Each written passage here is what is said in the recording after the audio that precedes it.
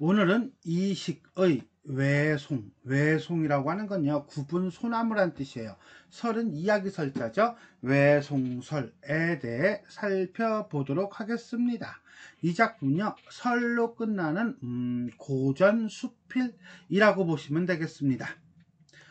조선 중기 인조 때의 문신인 작가는 작은 소나무를 통해, 여기서 말하는 작은 소나무라고 하는 건요, 요즘으로 얘기하면 나무 분재 정도로 이해하면 될 것 같아요. 사람 키 정도 되는 어떤 분재, 소나무 분재죠. 본성을 지키며 살아가야 한다는 것을 말하는 수필입니다.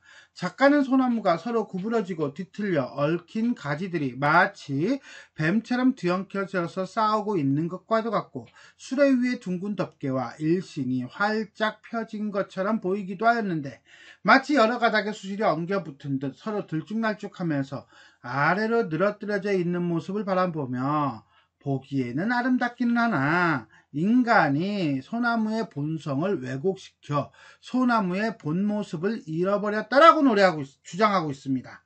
그러면서 작가는 본성을 지키는 삶을 살아야 한다라고 강조하고 있네요. 자, 그럼 우리가 어떤 내용인지 한 구절 한 구절 살펴보도록 하겠습니다. 나무는 이 세상에 나올 때부터 그 본성이 곧게 마련이다. 즉, 나무에 대한 어떤 나무의 본성에 대한 작가의 입장이 나타나고 있어요. 그 나무의 본성은 뭔데요? 그렇죠. 곧다는 거예요. 곧게 마련이다 이랬으니까요. 따라서 막을 수도 없이 생생한 기운이 가득 찬 가운데 직립해서 위로 올라가는 속성. 자, 뭐라고? 직립해서 위로 올라가는 속성. 그게 바로 뭔데? 그렇죠. 이거죠. 고듬이죠. 그래서 본성을 구체적으로 설명해주고 있는 겁니다. 말하면 어떤 나무이든 간에 모두가 그렇다고 해야 할 것이다. 왜? 곱게 자라는 것이 나무의 본성이니까. 그러나 하늘 높이 우뚝 솟아 고고한 자태를 과시하면서 결코 굴복하지 않는 모습을 보여주는 것은 소나무와 잣나무를 첫 손가락으로 뽑아야 할 것이다. 다른 것들도 있지만 이게 최고다. 이게 으뜸이다. 이런 거죠. 즉, 나무의 본성을 가장 잘 보여주는 사례이다. 그렇기 때문에 많은 나무들 중에서 숭백이 유독 옛날부터 사람들의 입에 자주 오르내리면서 인간과 견주어 볼 수 있는 위치까지 왔던 것이다. 자, 여기까지가 결국 뭡니까? 나무의 본성을 보여주는 소나무와 잣나무, 이렇게 보면 돼요. 자, 여기까지 읽으면서 우리가 이 4개 단락으로 나눠지거든요. 그래서 우리가 기승전결 편의상 이렇게 갈 수도 있고요. 아무튼 간에 이 4개 단락 중에 첫 번째 단락을 읽다 보니까 자연스럽게 나무에 대한 얘기를 하고 있지만, 이건 나무에 대한 얘기가 아니라 인간에 대한 얘기구나 라고 하는 걸로 볼 수도 있어요. 일단 첫 번째 추론 방법부터 봅시다. 연역적 추론 방식을 쓰고 있는데요. 모든 존재는 그 자체의 본성을 지닌다 라는 말은 일단 숨겨놨어요. 살짝 지문에서 그렇으니까. 그리고 난 다음에 뭐라고 얘기하냐. 나무는 직립해서 위로 올라가는 속성이 있다. 이렇게 직립해서 위로 올라가는 속성이 바로 뭐다? 나무의 본성이다. 그리고 난 다음에 송백은 결코 굴복하지 않는 모습을 보여주고 우뚝 솟아 고고한 자태를 보여준다. 그러므로 따라서 송백은 자신의 본성을 지키는 나무이다. 이렇게 이제 정리가 되는 거예요. 자, 그럼 두 번째 단락으로 넘어가 보도록 하겠습니다. 어느 해이던가 라고 하는 거 보니까 작가의 경험임을 알 수 있어요? 네, 작가의 경험임을 알 수가 있네요. 내가 한양에 있을 적에 거처하던 집 한 구석에 소나무 4-5그루가 서 있었다. 이 소나무 4-5그루가 작가가 얘기하고 싶은 소나무, 즉 외송이 되겠죠? 자, 이렇게 하면서 슬그머니 자신의 경험으로 이야기가 넘어갈 거야 라고 밑밥을 깔고 있습니다. 그런데 그 몸통의 높이가 대략 몇 자 정도밖에 되지 않는 상태. 그러니까 크지가 않아. 작달만해. 그리고 뒤틀려 있어. 탐스러운 모습을 가지고 있기는 한데 더 이상 자라지 않아. 그러니까 결국 뭐야? 탐스러운 모습을 보여주는 거 말고 딴 거는 할 줄 아는 게 없는 거지요. 즉 자라지를 않는다는 것은 나무의 본성을 거스르고 있다라고 보면 돼요. 그리고 그 나뭇가지들도 거꾸로 드리워진 채 땅에 끌리고 있으며 겨우 몸통을 가려주고 있었다. 이것도 역시 나무의 본성을 거스르고 있는 거죠. 위로 오르는 게 아니라 옆이나 아래로 내려간다는 거야.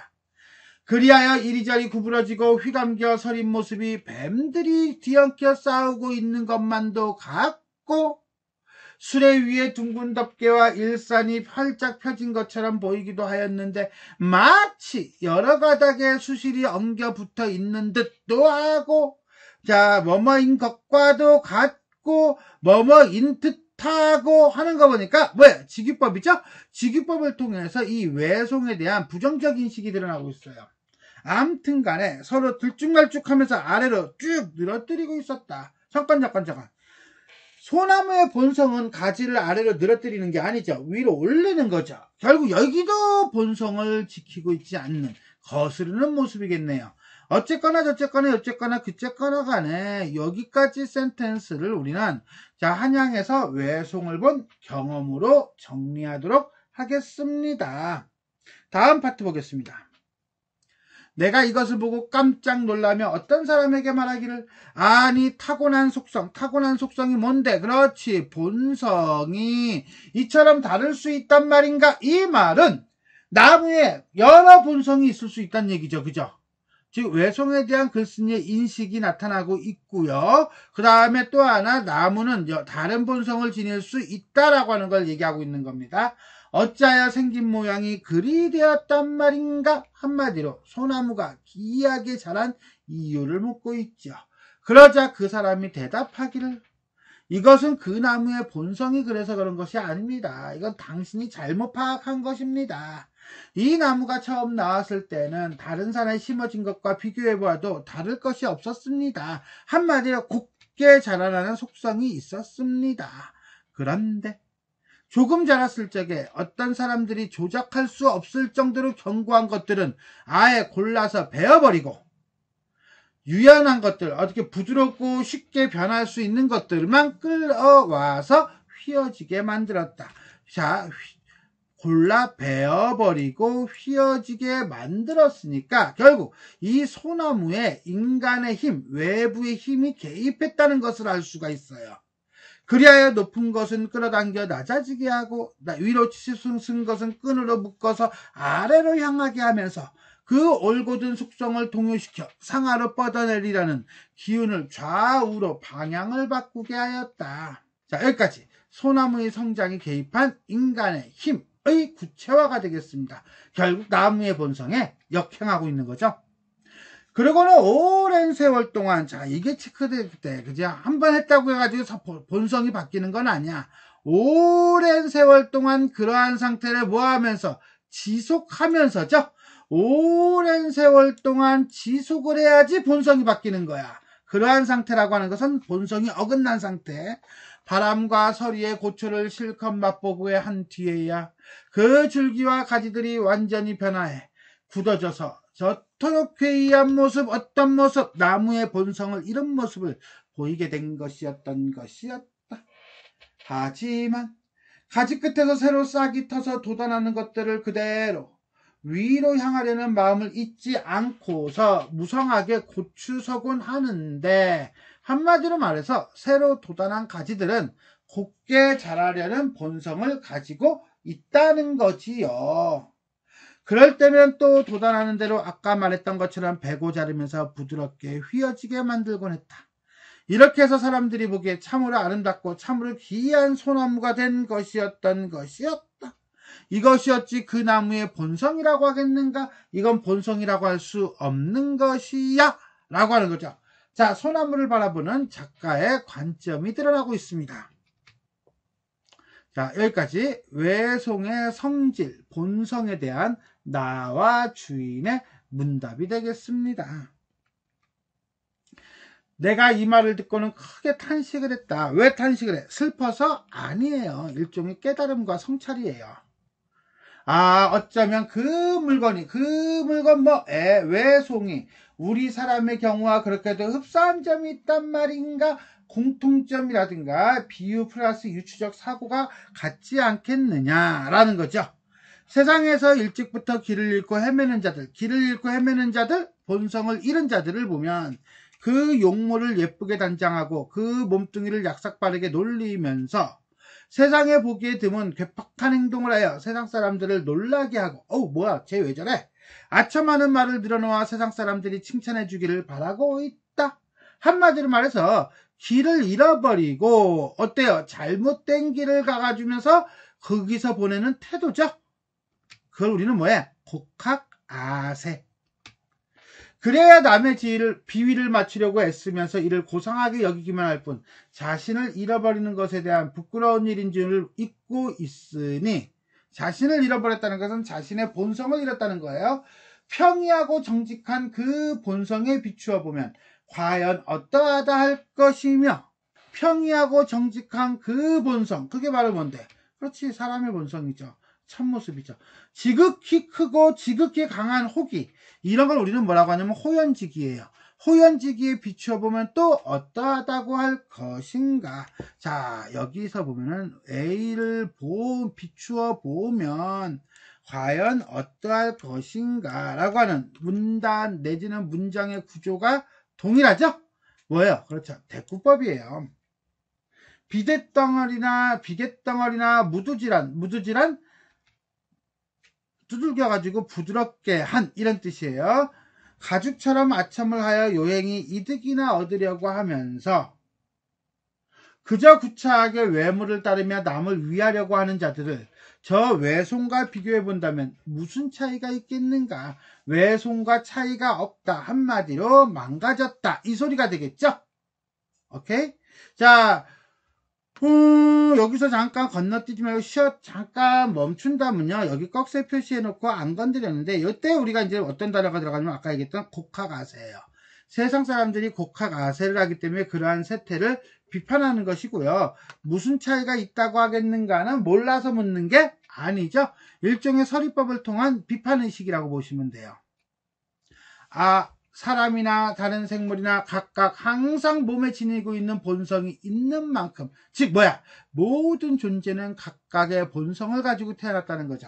곱게 잘 기르면서 해침을 당한 일이 없게 한 연후에야 해침을 당해 내 본성을 훼손시키는 거야. 쉽게 해서 본성을 지킨 후에야 사람이 되고 생물이 된 그 이름을 더럽히는 일이 없게 될 것이다. 작가의 깨달음이죠. 그리고 본성의 참모습을 강조하고 있습니다. 그런데 지금 그만 본성이 손상을 입고 녹아 없어진 나머지 이처럼 정상적인 것과는 정반대로 참모습을 완전히 잃어버리고 말았으니 지금 세상 사람들은 본성을 잃은 삶을 살고 있다는 거예요.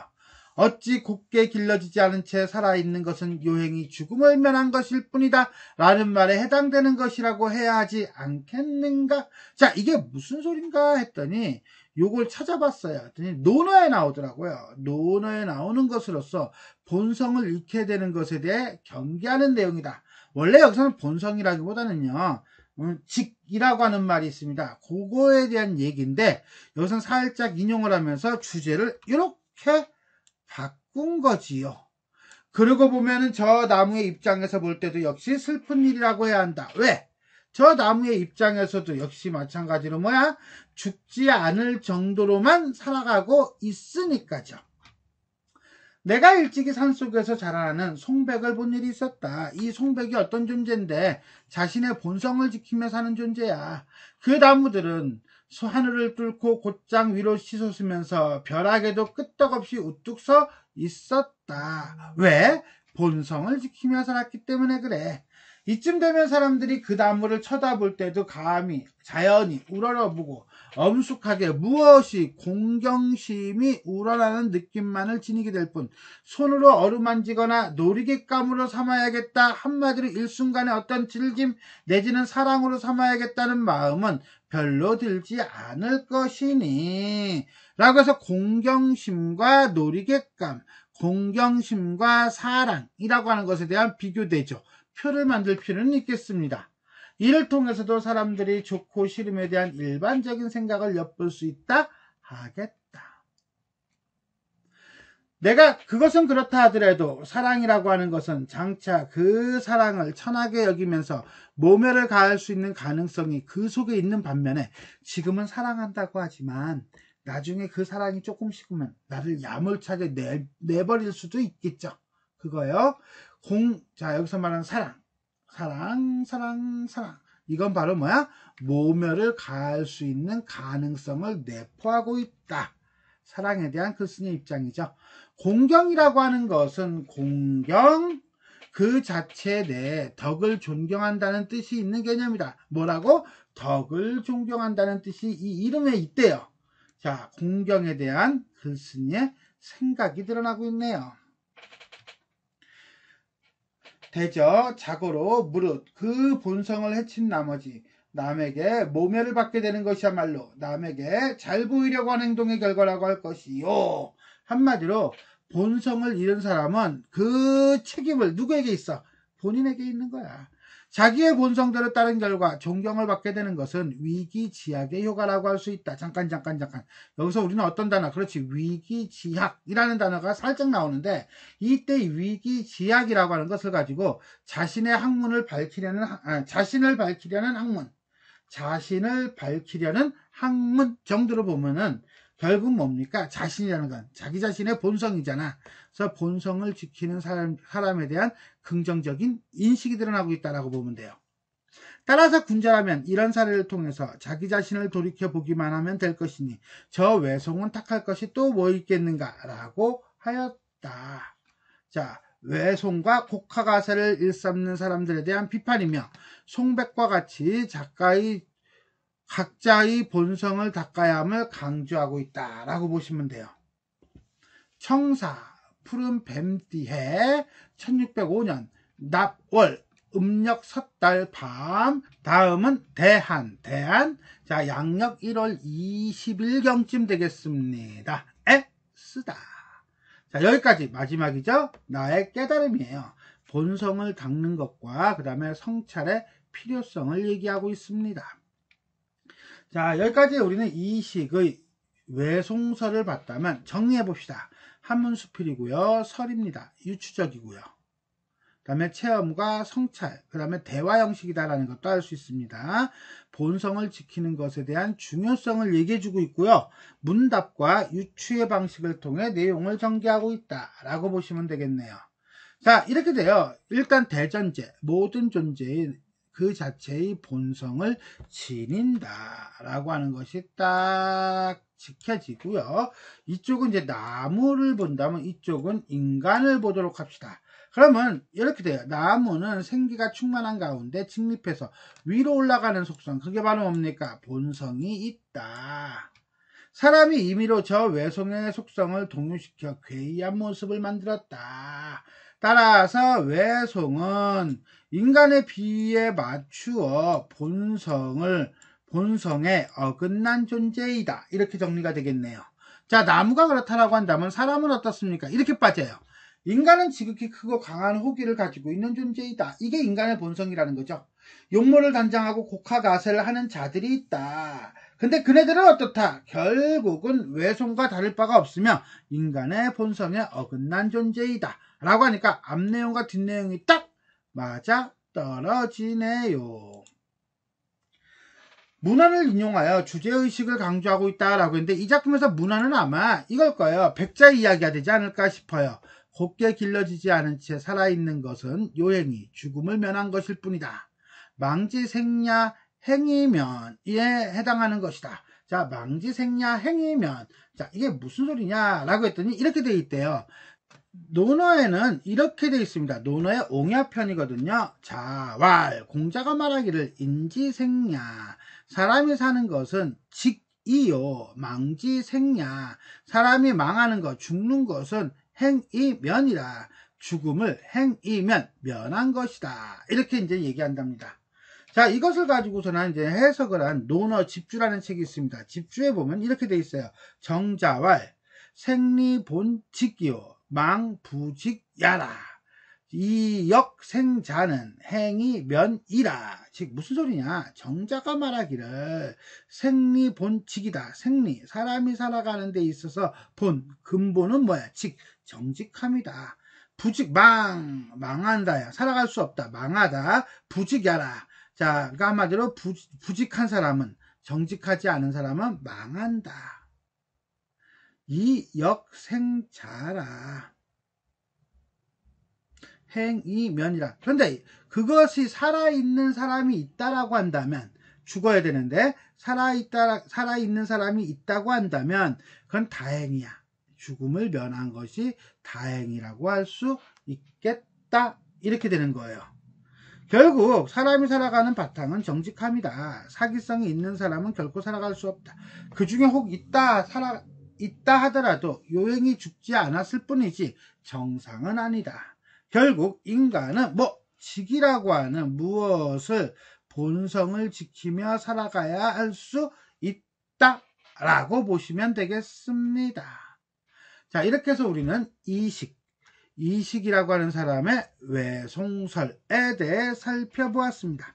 자, 지금까지 내용이 도움이 되셨다면 좋아요와 구독 버튼 눌러주시고요. 알림 설정 부탁드리겠습니다. 수고하셨습니다.